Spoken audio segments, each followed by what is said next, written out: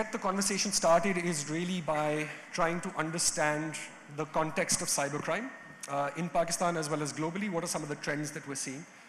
And just to confirm, Humayun Saab is online? Yes. Okay.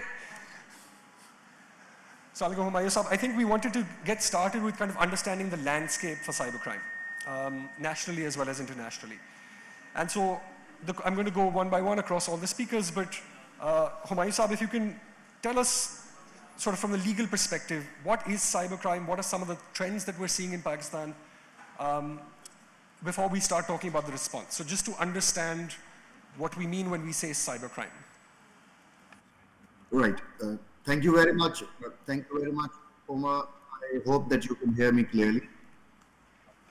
Loud and clear. Thank you. So first of all, my apologies for not being there in person, which would have been, but for national emergency prevented the travel. As far as the cybercrime, let me just very briefly say what is a cybercrime. Basically, anything which involves a digital or a technical device, a computer, a telephone, or something, and a crime committed through it, and of course through internet, would broadly qualify as a cybercrime. And I believe this theme would be touched later on in the discussion as well, as we go with our experts.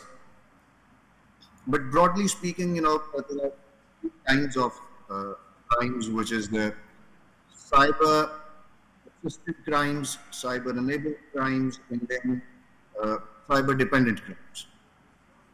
So these are kind of three broad categories, and cyber-assisted are those which have made become easier due to internet, but cyber-dependent are crimes which became possible only after the invention of internet, and that would include, the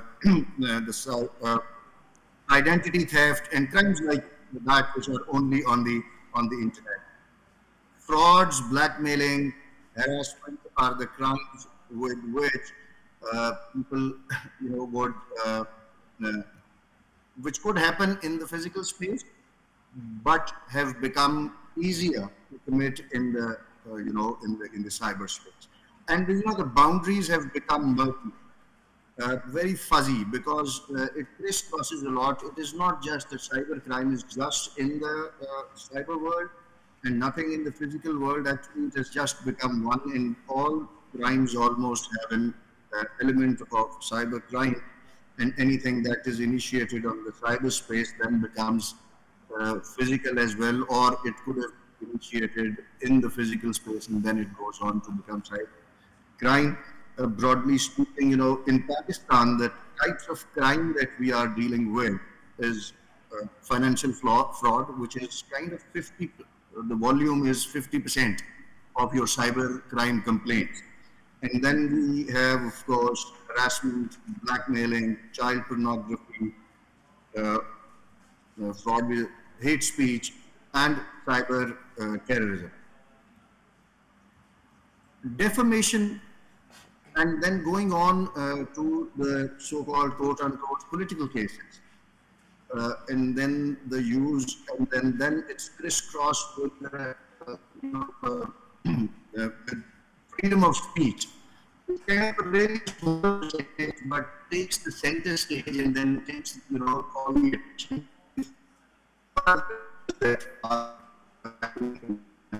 that is being affected here. Let me just, briefly tell you two short stories, one-liners, which really tell us what we are facing. A woman enters the office of Director Cybercrime, and she's not an uneducated woman. And she tells him that I just clicked something and I've been robbed of all my savings in my bank in a second. And another girl, tech savvy, educated, walks into the same office and tells me that I have shared something with someone which I shouldn't have shared, and now I am being blackmailed. I have paid money, but now the person is telling me to see him. And we all know what that is and what it would lead to. It would lead to the most horrible of crimes. And this is happening every day, everywhere. It gets sinister, darker. It has happened to almost everyone. This harm at times is low, but so diffuse. It affects so many that it is really, really one of the most serious problems and not really attended fully. We'll come to that. And I'll just close with the just word about child pornography. Each year, Pakistan gets 2 million hits where child pornography may have been generated, watched, downloaded in Pakistan. And that is a very big deal. Thank you. Thank you, Mani Saab. I think some important elements there that I'm going to call on our panelists to also expand on, particularly how we're seeing this transition of what used to be offline crimes, and there are now digital versions of it. And so technology-enabled crimes or internet-dependent crimes, so Mani Saab laid out for us. But coming to Ken, how do you see cybercrime evolving globally? How are law enforcement agencies responding to cybercrime?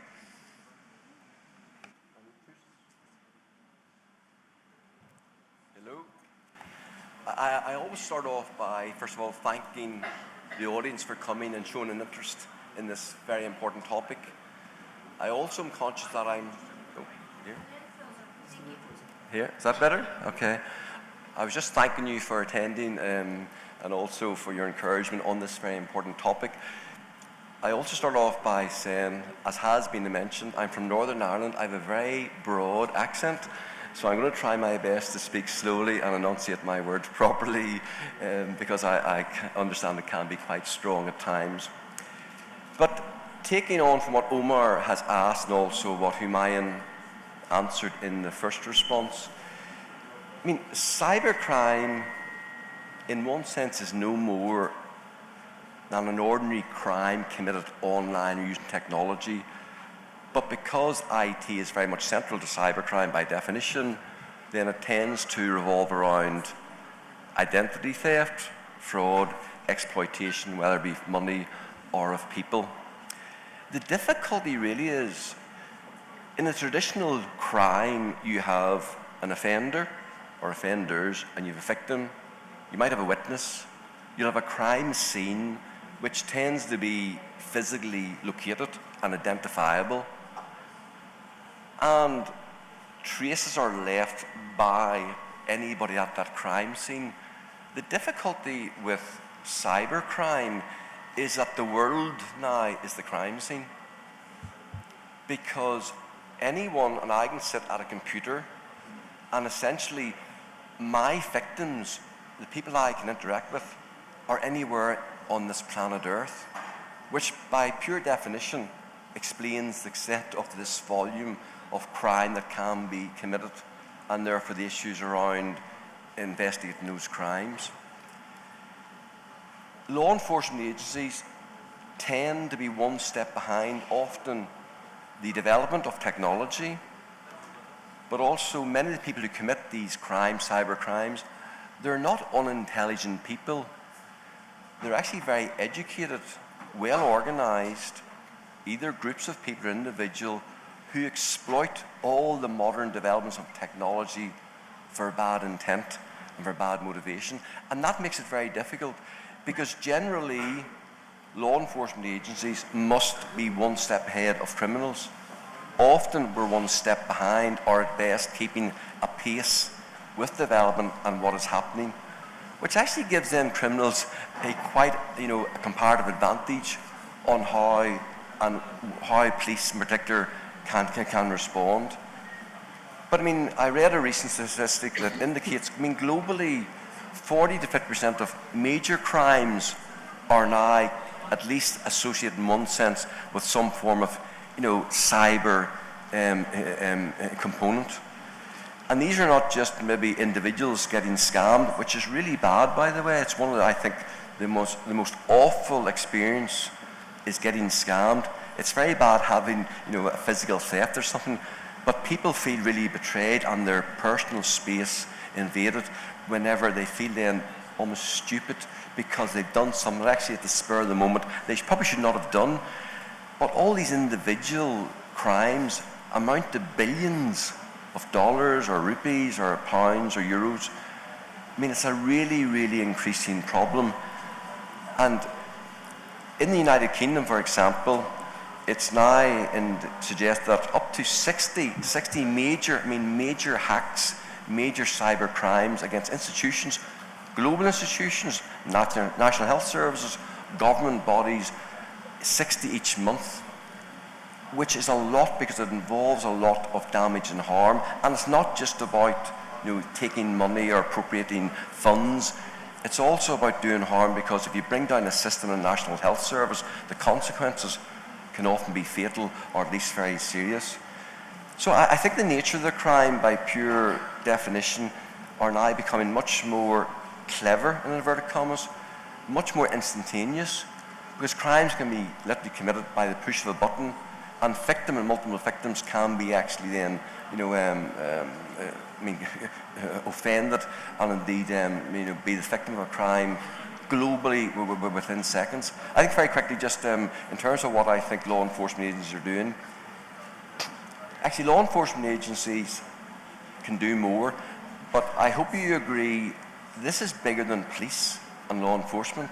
This is a global curse and a global challenge, of which enforcement is one element, but it's only one element. And it's quite right that then, because it is a global element, the response must be global. So I think we are seeing at last a lot more conventions of mutual legal assistance agreements, because if we don't have the legal framework in place, then we right away are at a disadvantage to combat this serious crime epidemic, if that's indeed what it is. Because what we don't want countries being safe havens for cyber criminals. So it's important that countries actually align their legislation, align their prevention models in order to have a consistent approach to trying to deal with this. We've seen different, I think, law enforcement agencies, and maybe mention Interpol and Europol later, but there's a We Protect Alliance, a global alliance, 90 countries, which really share intelligence, share up-to-date modus operandi of how individuals in these organised crime groups operate. So certainly I think law enforcement agencies are much more, I think, attuned now of the need to work together. And as I say, it's not just a police problem, and therefore major companies, not least social media platforms, have a big responsibility. Meta, stroke Facebook, or Twitter, stroke X, as we have Instagram or TikTok. It's really important these platforms are not used because they are being used, not least around exploiting vulnerable people, whether it be young children or females or other people. I mean, these organisations need to stand up and put people before profit and put the victim of the crime before the perpetrator. And if and when any behaviours on that platform is identified, it must be taken down immediately. So forgive me for speaking too much, Omar, but it's a global problem. It's not going away, and we collectively, globally, police and wider agencies, not least governments, need to address this in one collective approach if we're going to make any headway to combat these people. Thank you. Thanks, Ken, for sort of helping us set the context. But my sort of follow-on question for the two of our remaining panelists is this what we talk about when we talk about cybercrime? So we've heard from FIA, we've heard from Ken in terms of internationally what we're seeing. But in terms of the public discourse, Amber, is this what you think people understand when we talk about cybercrime, or do we need to draw more attention? On, can you hear me? Yes, yes. I actually switched it off. What do people talk about when they talk about cybercrime? I think, so I'm going to mix a little bit of the personal and the professional in terms of what I've reported, what the various media organizations that I've worked with have reported, just because we see a particular trend as well, what my personal experiences are. So I'm going to ask for a show of hands here. How many of you know somebody who's been a victim of bank fraud or online fraud? That's what people are talking about. I want to raise my hand here because just a couple of months ago, I got a message. Obviously, we now rely on online deliveries. Life is a lot easier. I had ordered something online.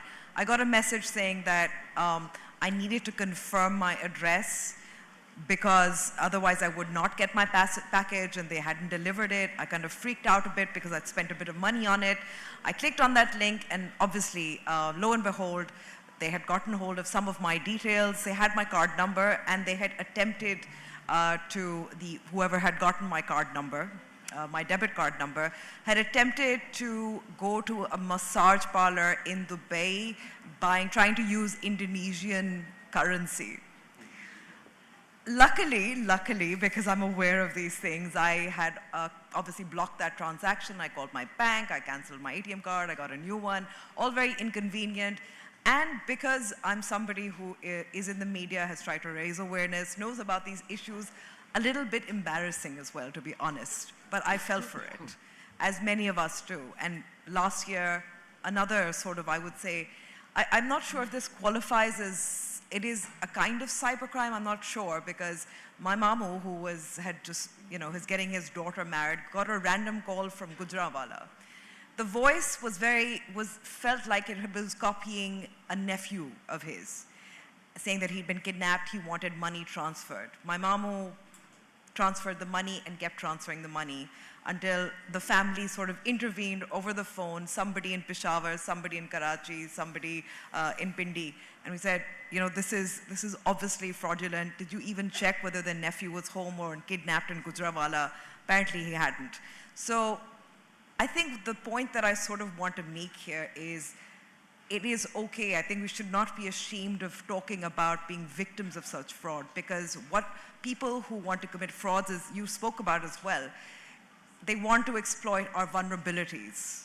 Fear, sympathy, desperation, those emails for making quick bucks from Nigerian princes. This is nothing new.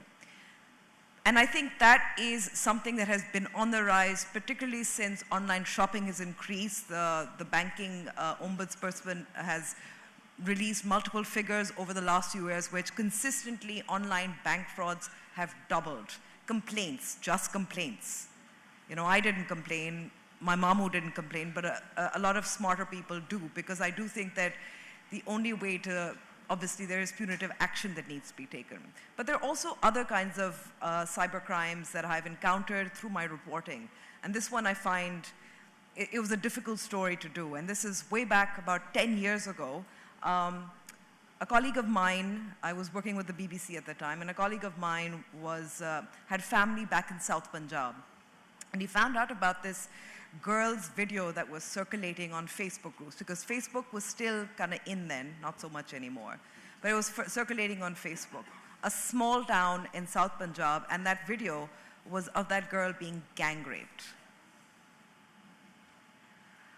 We went to that small town in South Punjab. I met that girl. She's a young school teacher. I know this is the Beacon House, so so a lot of teachers could potentially relate. Young school teacher in her early 20s, was not married. So the one crime was of the gang rape, which is horrifying enough. The next crime was uploading it to the internet, in which I saw it as a double crime. At that time, back then, 10 years ago, there was no separate law. PICA hadn't come in, I believe, by that time. There was no separate law to treat this as a double crime. So I feel like that's the sort of argument we made with our piece as well, our video piece as well as our online piece, that this is a double crime. And I do want to emphasize that human beings don't do very well with the abstract. So when we think of online violence, it doesn't feel like a slap in the face, but it is. When we think of an online rape, we don't think it has the same impact that it does, but it really does. And I think that's what we need to grasp in terms of the importance. If you're being robbed of your money through a phone call, through the internet, it is the same as being robbed at gunpoint. That fear, that embarrassment, that feeling of violence, of being violated, is as real as it is when it happens in real life. And the challenge obviously then is, for instance, back in 10 years ago, there was no crime existing to try these men who had uploaded. And they had already been, they were in jail. I'd met them in jail actually. And they were fairly unrepentant. They had recorded that video and somebody had uploaded it. When nobody could trace who had uploaded it, there was no crime to try that person as well. And I think that's a difficulty of tracing, is that person within Pakistan? Is that person outside of Pakistan? As you pointed out, how do you catch people where there is not enough of a legal framework or jurisdictions? Online harassment is something that I've faced as well. And some of these people, as far as I could trace just through investigative work, were living in the UK. I couldn't do anything about it. I'm just going to close this off and let other people speak as well. As an example of the big challenge of online crimes, and I think disinformation, for instance, is an online crime. This year in London, there were riots over a false claim made by a dummy website. There was an attack on a Taylor Swift. These young girls, they were attacked while they were attending a dance practice, Taylor Swift, related to Taylor Swift, a musical or something like that. And a website claimed that one of the men was Muslim, and then there was riots in the UK. One of the men who was running that website was in Lahore. He was caught, and then he was released. Because what can you do? So something so small could lead to something so big. As I said again, online violence is as real as offline violence. Thank you. Thank you, Amber. And then coming to Sidra, I think,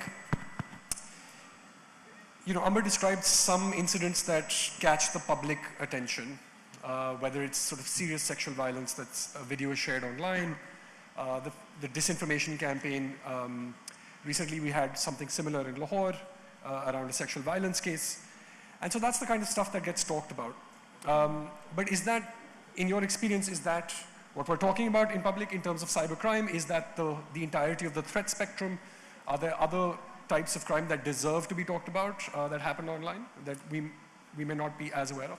Well, thank you so much, Umar, and Assalamu alaikum. Thank you for once again having me at the School of Tomorrow, the SOT events. This is one of those forums I am really looking forward to the entire year because it allows us, and it's perhaps one of the only windows in Pakistan that allows us to not just be focused on the past and the present, but perhaps look at what the future holds.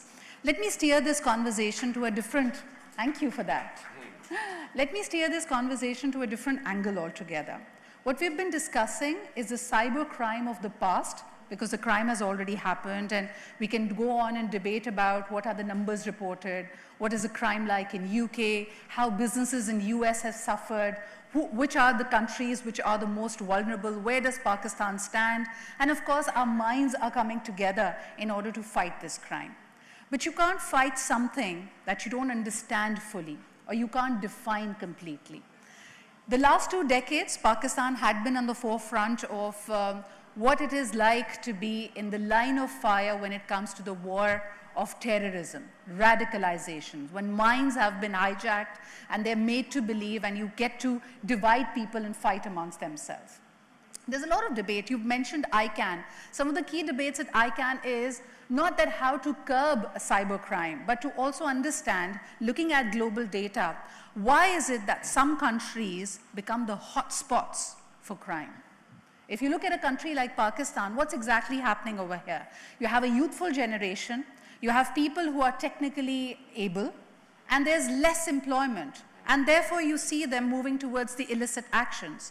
More so, there has been more and more data and pattern emerging that whenever there's a catastrophe, whether it be a climate catastrophe, a war-like situation, a conflict, that's when the cybercrime really heats up.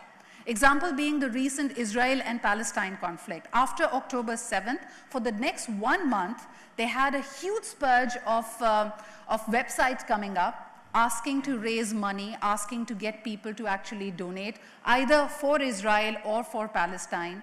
And that was a huge blip. It came up like a radar, on the radar for cybercrime across the board. But this is still today. Where exactly are we heading? We started this day talking about how we be the guardians of future, Umar, and we've been talking about AI. What's your understanding of AI? What does it stand for? Hardly. Whenever we talk about intelligence or any technology that we have so far created as humanity, we're talking about something that can enable and empower us, right? Artificial intelligence, commonly known as AI, is far more than that. It is not an agent. It is not a tool. In fact, it's an agent in itself. For example, what we understand of crime is you're still looking at people using a tool, using the digital prowess and capability to fool another, to cause cyber harassment, to cause a financial fraud, to actually hijack and hack data and make you miserable, right? You're imagining AI to be that tool or technology to be that tool that humans are misusing. Where we are heading, ladies and gentlemen, is a time when AI will be defined as alien intelligence. It is an intelligence much greater than humanity put together. ऐसे imagine करें ना कि एक nuclear bomb है, उसने कब explode होना है, bomb को किधर plant करना है, those are decisions humans are taken. But on the other hand, as AI continues to progress and become more sophisticated, very soon there'll be autonomous drones deciding who to kill and who not to kill. So crime will see a new definition altogether. I'll give you another example. In 2014, they conducted a survey with the British MPs, the financial hub of the world, London, right? Only 12% understood how new money is created when banks lend you the money. So who's making these decisions? The fraudulent activities are just the tip of the iceberg. You're talking about, the now, but in just a couple of months, just a couple of years, we'll be looking at crime in a very different way. One last example. People have heard of Mustafa Suleyman? He's one of the world's best-known AI experts. He is the founder of an organization called DeepMind. And there's a book of his that I would strongly recommend that he wrote in 2023. It's called The New Wave Incoming. And it talks about what they've created is a program called AlphaGo. Go is very similar, and it's almost very, very culturally close to to East Asia, because it's a game like chess. Two players play it, and they're world champions around it. And they thought chess is nothing as compared to it. It's such a sophisticated game that the machine will never be superior than the human mind, because humans have been playing it for centuries. So they created the AlphaGo. And he talks about this in his book, where he talks about the 37th move. So AlphaGo was playing against the world champion, who's the Korean guy called Lee Sedol. And by the time it came to move 37, AlphaGo, the AI, made a move that even made Lee Sedol just sit back for about 15 minutes. And everybody was seeing just, this technology taking over, the rules being rewritten. So it is alien technology coming up with its own mind. You're no longer just going to use technology to create or to conduct crime. It's not like a gun. You walk in and you show it to someone and you threaten them. It has the capability of conducting its own kinds of crime, and that could be the crime against humanity, the crime against democracy, the crime against globalized world as we know it. So those are the lines I would like you to think about before we go into it. No, thank you. I think, Sidra, for bringing up AlphaGo, and I think you're right. So AlphaGo is different compared to other AI models, where often you have AI models that are trained on training data. The way they trained AlphaGo was by getting AlphaGo to play itself repeatedly, again and again and again, until it developed strategies that mankind had never thought of. And in the near future, we do have to consider generative AI. In the media, you'll be familiar with deepfakes. Yes. And this is something that we're seeing in the online child sexual exploitation and abuse space. And Humayun Saab mentioned, Pakistan gets 2 million hits for child pornography either being viewed or shared or distributed or stored out of Pakistan. We're in the top 5 countries in the world. And this is not on the dark web. This is mainstream on Facebook, stored on Google Drives, etc. And these are companies that are reporting this to US regulators that report to Pakistan. Last year, there's been a growing shift in what we mean by child pornography now. And so I'm going to come to Ken on this as well. But the first response from law enforcement when they discover this type of content is to find the victim, right? You want to secure that child. If that child is still at risk, it's to go find that child. And there's now content that's being discovered where it's an actual child's body, but with a generative AI face, or vice versa. And so law enforcement is now being overwhelmed by having to go look for a child that doesn't exist. And we're talking about tens of millions of cases, right? And again, with generative AI, you're going to start seeing child pornography out there in a volume that I don't think we've considered yet. So that's the other thing that AI is good at, is generating large volumes of content or large volumes of crime. So coming back to then the law enforcement response, and first to Humayun Saab. Humayun Saab, hopefully you were able to hear the discussion. Is our law enforcement agencies, are we ready? Is the FIA prepared? And if not the FIA, do we have other agencies that have capacities to respond to cybercrime? Wow.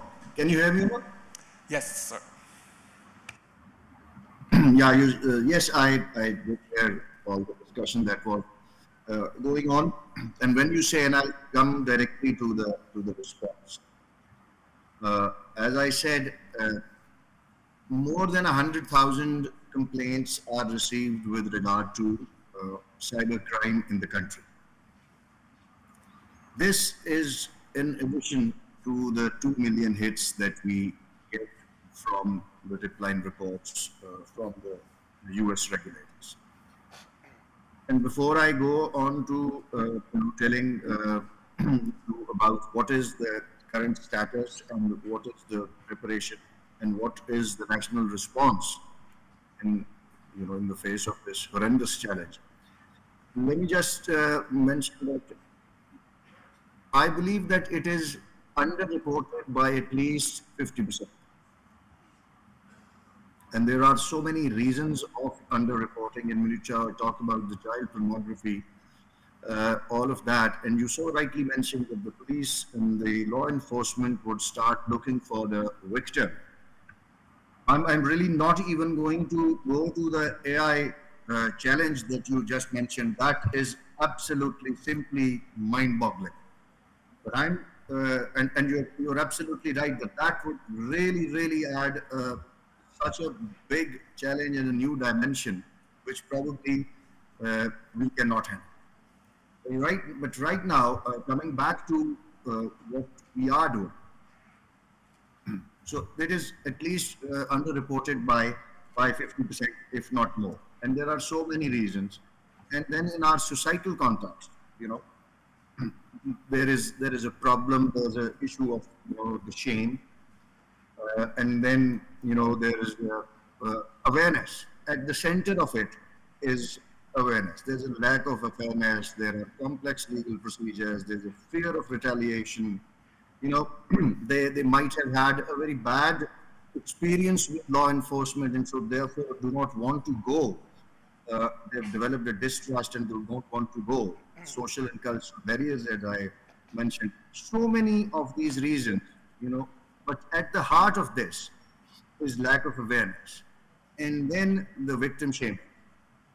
Let me just, take this opportunity for 1 second and try to tell everyone who are sitting here, we are all parents, we have all kids, and we are all, in this. Everyone sitting here, I can say this with a lot of, conviction, that at least 90% of us have at times shared or sent something which we shouldn't have shared or sent. Our good luck is that at the other end was not an exploiter or a blackmailer. But it doesn't go that way always. So this issue of, kind of people will use internet, people will use all this technology, that you can't take away. But there has to be an awareness that, this is to be reported, and then it comes. So first, enough about the underreporting. Now what happens is, whatever is reported, how do we handle that? What is the national response? The basic response is the PICA 2016, the Prevention of Electronic Crimes Act, which really regulates and covers all of this. FIA, and within FIA, the cybercrime wing is the lead agency and the only authorized agency to investigate, register and investigate these crimes. I'll come later to the extension of jurisdiction to the police recently. FIA's cybercrime has 15 centers around the country. And you have to at least be there, show up once physically. Now imagine 15 centers, more than 100,000 complaints. That already is a big barrier. And then you show up there physically. What about the investigators? 450 in all for the entire country. Excuse me. To handle more than 100,000 applications. That simply, kind of tells you that we've not done enough, we are not ready, we are not even there to even handle all this. So what happens is that if you look at the stats over the years, a lot of cases are closed at the inquiry stage because there is just not enough human resource to process all that. And let me tell you something more interesting. There's a saying that if you invest more on coffee rather than your digital or IT security, you will be hacked. What is more important is that you deserve to be hacked. Now, how much do we spend on investigations? It's 705. That's rupees 705. No thousands, no millions. That is the investigation budget for the Federal Investigation Agency for all the cyber crimes. So this is kind of the bleak situation. And then the training. So very weak training regime. The staff of 450 is, half of them are not really very well trained. Where they are good is probably their forensic ability. They have good technical labs, good staff, but that is also overwhelmed. But that I will grant that they have good capability there. Then we have the special courts. Now, we all know that we face these problems that judges keep getting transferred. This is a different kind of prosecution, there's a lot of chance of getting people convicted because it involves electronic evidence, which proves it, beyond any doubt that this crime has been committed by ABC. But still, the training of judges is important. The government has, a few rounds, but the important part is that they also keep getting transferred. Then the law itself, only 4 crimes are cognizable. Cognizable is where you can arrest right away. The criminals can be arrested right away. In other cases, you have to get a warrant from the court.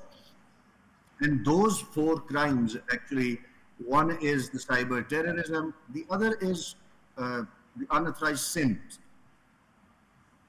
Now, these 2 are not really very common for the society. And when you come to what crime is affecting general public, so that's the offense against modesty, person's modesty, which is, blackmailing, sharing pictures and stuff, all of that, and blackmailing, then child pornography. These are the 2 crimes which are cognizable. Now, a lot of mention was made, as Ms. Shamsi mentioned, the financial crimes and all.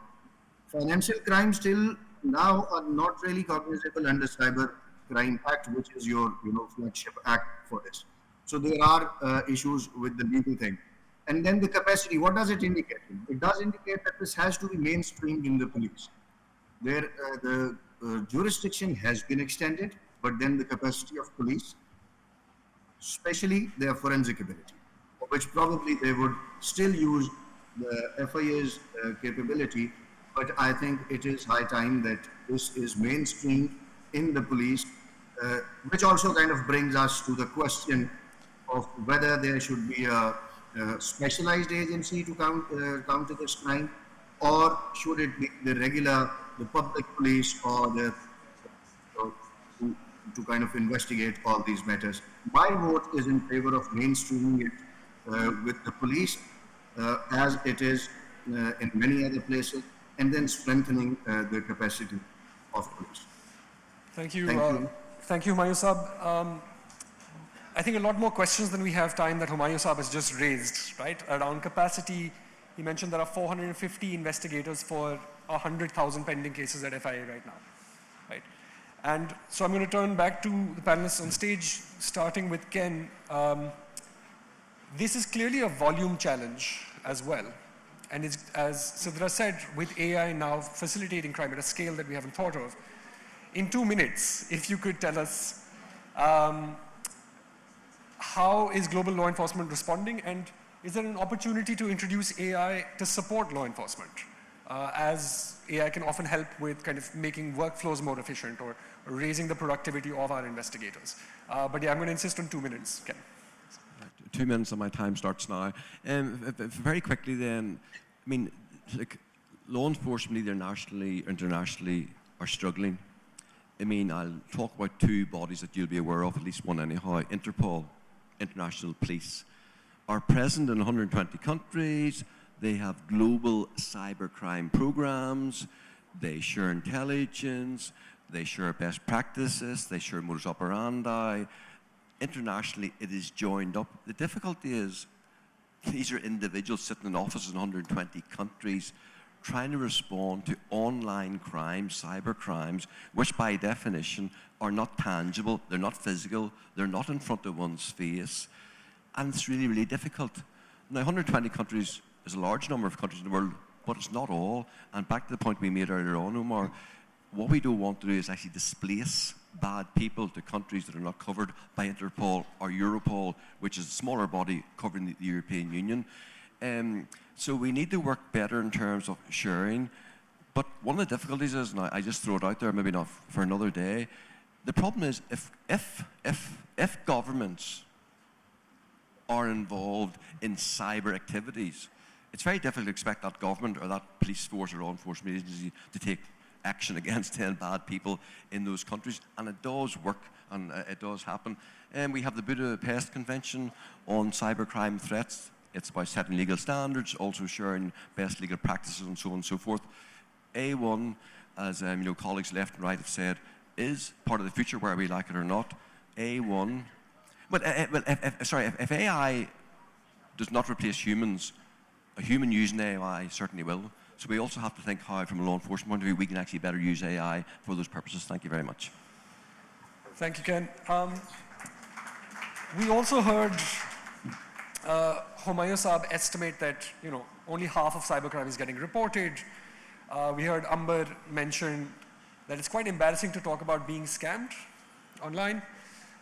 We also know there's underreporting of cybercrime, particularly when it comes to sexual exploitation and abuse, and that's not just cyber, that's in our cultural context, we don't report sexual violence. So coming to Sidra, how can we talk about this? How do we raise awareness around it? What role do you think media has when it comes to making us feel more comfortable about talking about cybercrime and improving our understanding of some of the options out there?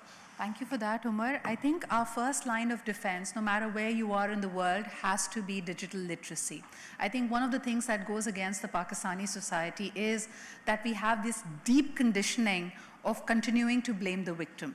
Sometimes if somebody has been scammed, some compromising data on them has been found and is being abused by someone else, or they're being trolled online, we tend to become very judgmental and we tend to not back this person off. India has some better programs in place. I was recently watching a lot of their content around how they let parents know about it, that if their children are underage and if they've been scammed, if somebody has some compromising data on them, photographs, nudes, etc., how they are within their rights to report it and how their privacy will be kept intact. So of course, the government needs to make a better effort in letting people know. But on a larger scale, as we've just concluded with all our comments, that it is really AI fighting AI. We've realized the magnitude of the threat is so high that humanly it will not be possible. You will still need to have the good force of AI on your side. So some of the key things that we speak about at ICANN and some other forums is that your good AI that allows you to combat cybercrime can always be a helper and not be a complete replacement. I think the biggest mistake we can make as humanity, as a state, as organizations, as policymakers, is to completely outsource it to AI and to trust it to, keep us safe. So it's really important. There are 4 pillars that we keep talking about. Transparency. And by the way, just to tweak on your understanding of AI at the moment as well, it's just not one singular AI that's providing security, stability to everyone. There are multiple, it's quite an open source, so you have multiple organizations, multiple products, multiple ways of actually approaching it. So number one, whatever means you deploy has to have a transparency. There has to be a track record of the organization or the company that you're using, and you have to continue building that relationship with them.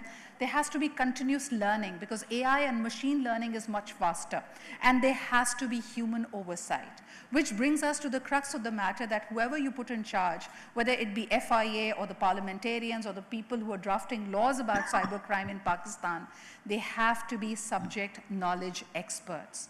You cannot go on and shoot in the dark. There've been times, like I remember back in 2008, Umar would help me out over there, when in General Musharraf's regime, there was a cybercrime law bill that came around. And the bill was entirely like a bad cut and paste. It was quite draconian in its approach.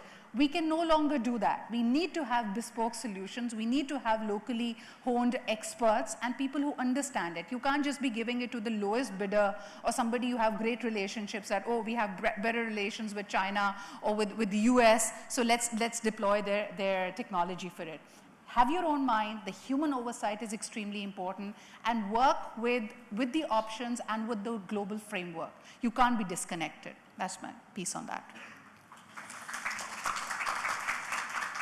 And we have about 5 minutes left, so I'm going to, I think, join up a couple of different questions that I had planned. So for Amber, I think Sidra discussed the need for transparency. At the same time, there's a debate about who should regulate cyberspace. Do we rely on technology companies to regulate themselves? I think that debate may be a little bit similar to who regulates the media. Do we rely on the media to regulate itself? Should the internet be a completely free space where anyone can say what they want? And then how do you balance that with the risks of fake news, right? Or defamation? And so the broader sort of meta question is cyberspace somehow intrinsically different from the real world? That the legal regime or the freedoms that we allow online are different? So thoughts around where's that balance? How do we strike it? Yeah, you expect me to answer that in like 3 minutes? That's a really tall order. All right, so I'm going to give you my position on social media companies. Social media companies, to be honest, are low-key evil as far as I'm concerned. They're concerned with money. They're feeding off your fear and your outrage. The algorithm is there to make money for the company. It is not there to assist you in terms of information. And frankly, they're fooling you if you think that this is a better alternative to what was there before. Who regulates the social media companies? As far as I can see, the EU is doing a good job because it is a region where there is regional cooperation. One of the problems in South Asia and Southeast Asia, where you have one of the largest markets for social media companies and use and platforms, is that there is no unity, there is no effort, there's no coordinated effort to at least try and bring these social media companies into some kind of regulation based on our realities, which is where we have many authoritarian regimes that seek to control information rather than to provide it. So I do think that, as far as I'm concerned, I think Southeast Asia or South Asia cooperation in terms of regulation is really key here. The second thing, I think just for Pakistan, I think for people like yourself, remember there is no data protection law in Pakistan, correct me if I'm wrong. And this is really important because somewhere, if a bank's records are hacked, they are duty bound by law to inform you that their data has been hacked or somebody has had access to it. You can immediately take action. We don't have any such thing in Pakistan as far as I'm aware. So a data protection law, let's advocate, let's lobby for it. I do think that with the rise of cybercrime of all sorts, whether it's fraud, violence, sexual violence, look at the numbers that Humayun Saab was talking about. I did a really rough off-the-book calculation. That's about 400, and that's, for a population, our population size, about one FIA officer for about 500,000 plus Pakistanis. I think that we need to sort of pressure also policymakers to maybe transfer resources to an area that is growing, that is threatening, and because Sidra pointed out, it's a numbers game. So if they're able to commit these crimes much more, not just because of AI, but because there are a lot more people online, then we should be able to combat them with more people, better resources, and I think mainstreaming is probably the way to go. Thank you. Thank you, Amber. I think, just to quickly summarize, cybercrime is growing. Anyone that has a phone in their pockets right now could be a victim of cybercrime. Often it's exploiting vulnerabilities. I think everyone here would have gotten some message around being eligible for Benazir income support program, or the fact that you've won a Honda car, or something along those lines. Often it's, I'm in trouble, can you send me 20 rupees via Moblink or Jazz Cash? And so there's been attempts against all of us in this room. Yep. Humayun Saab pointed out it's 100,000 cases a year that are reported to cybercrime. We discussed that the vast majority of cases are not actually reported at all, often out of embarrassment for being victimized, but also out of shame and some of the cultural context that we have. So I hope you found the discussion interesting. We tried to keep it relatable as well. Cybercrime, when you do a deep dive, is a deeply technical subject. And we have to recognize that from a law enforcement perspective, things like the lack of transparency, the rising use of encryption, the dark web, will continue to represent challenges for law enforcement. So thank you to our panelists, Amber, to Kenneth Dean, to Sidra, as well as Humayun Saab, who joined online. And thank you for our audience. We managed to get some of your questions in. Thank you for attending.